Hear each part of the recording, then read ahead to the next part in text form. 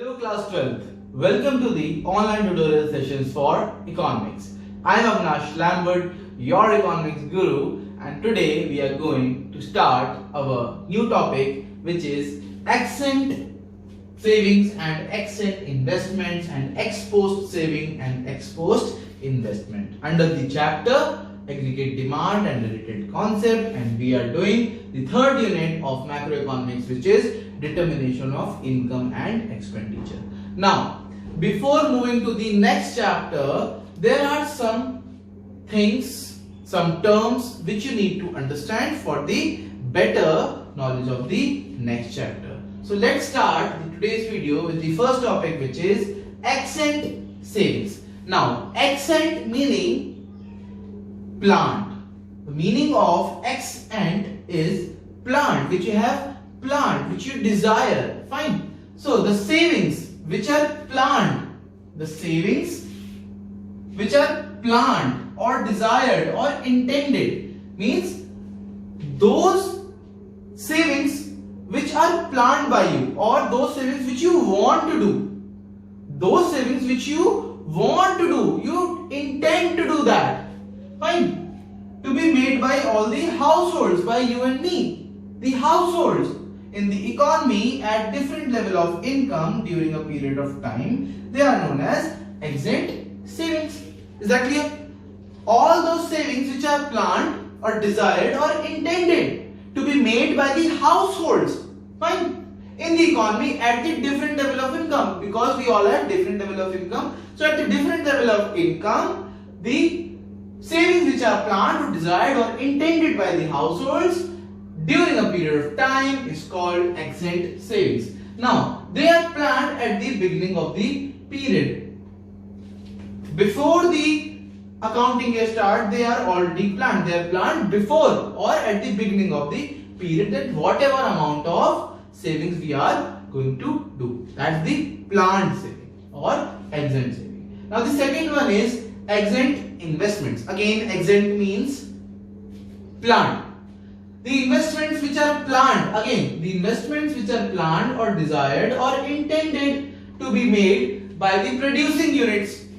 The savings is done by the household unit and the investments is done by the producing units in an economy during a period of time is called exempt investment, and they are also planned at the beginning of the period. That's it.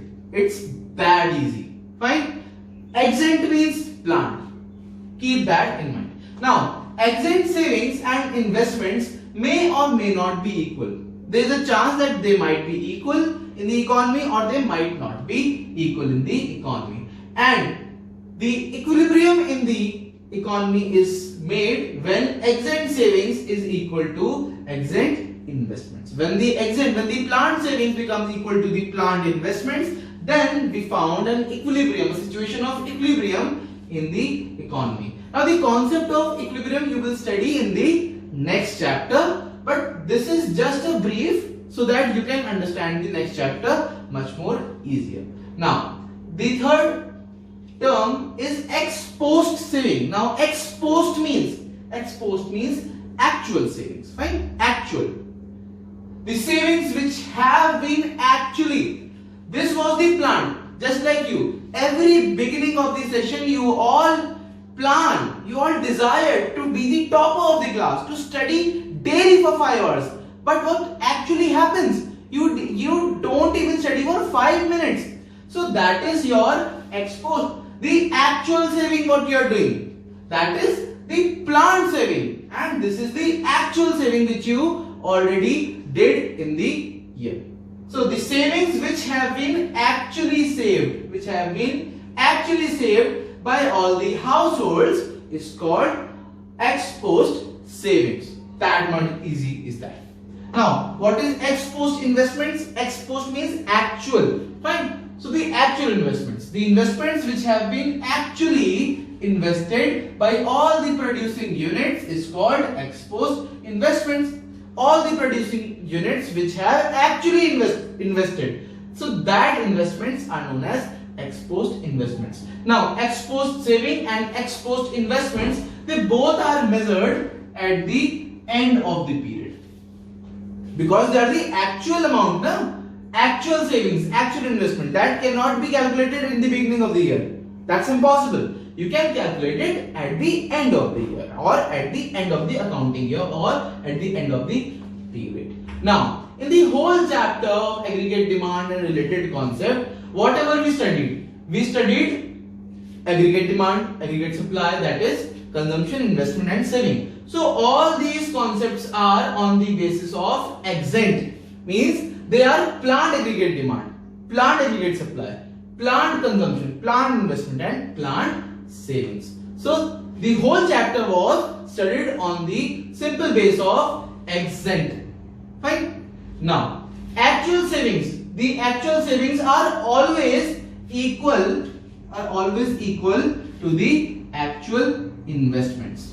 Fine. Actual savings are actually equal to the actual investments. Now students, let's come to the new topic.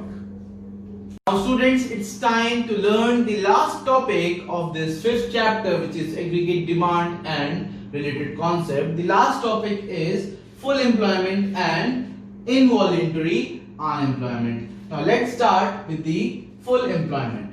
Now it refers basically to the situation in which all those people who are willing and are able to work.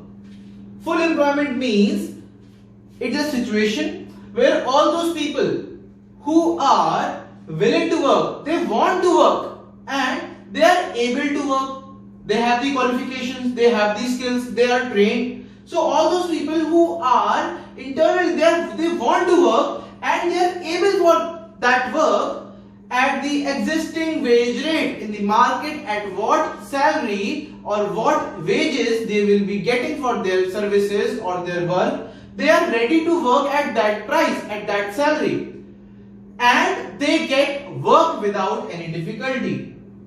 They get work without any difficulty. That is the full employment. Basically, full employment includes those people who are willing to work and they are capable to work at the existing wage rate and they get work. That is the full employment. Now, full employment does not mean zero unemployment.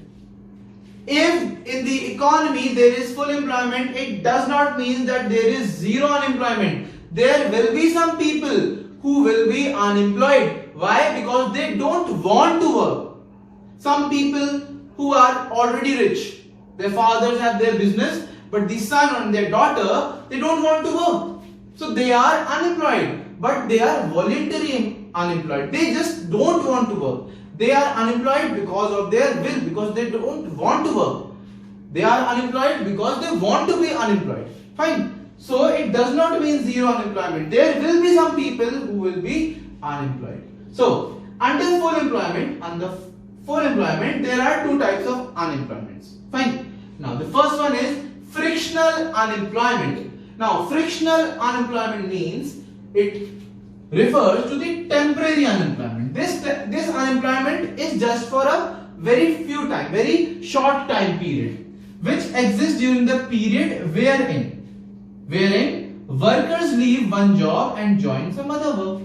Suppose there is someone who leaves the job and in searching new job he took 2 weeks or 2 months. So that for that period he will be known as frictional unemployed, and that unemployment will be known as frictional unemployment. When we are shifting from one job to another job, then for that time period the person will be known as frictionally unemployed, and that unemployment is known as frictional unemployment. Now students, second type of full employment is structural unemployment. Now structural unemployment means it refers to the unemployment in which people remain unemployed due to mismatch between unemployed person and the demand for specific type of workers. There is the unemployment in the economy because the worker we are demanding for, suppose I need a worker who is specialized in computer skills, but I'm not getting that type of person. Instead, there are few persons who are standing with their resume and they want some work, but I won't give them the job. I won't employ them. Why? Because they demand whatever I am demanding for that person to be. There is a mismatch. There is a mismatch between the unemployed person who is standing in front of me with the resume and the demand for specific type of worker which I am demanding. So due to that mismatch between the unemployed person and the demand for specific type of worker, that is known as structural unemployment. One more example. There was a time in the banking sector, there was computers introduced. At that time, there were so many people which were unemployed because they don't know to run the computer. So at that time, there was so much structural unemployment in India. But now it's very much common in here. So structural unemployment means the mismatch between the unemployed person and the demand for the specific worker. Fine. Now, full employment is explained. Whatever we have studied, this is explained only in terms of labor force. We are talking in terms of labor force, that is working population. We are not including the total population. We are only taking those people who are working population, who want to work. Fine? Who want to work and they are able to work. We are not including those people who doesn't want to work. Fine? So we are including only the labor force, that is working population, not the total population. Fine? Full employment is explained only in terms of labor force, that is working population. We are not including the total population. In the total population, there will be some people who don't want to work. They are already rich. Right? Now, the last topic is involuntary unemployment. Now, student, it refers to an unemployment. It is also an unemployment in which all those people who are willing and are able to work at the existing wage rate do not get work. Just opposite of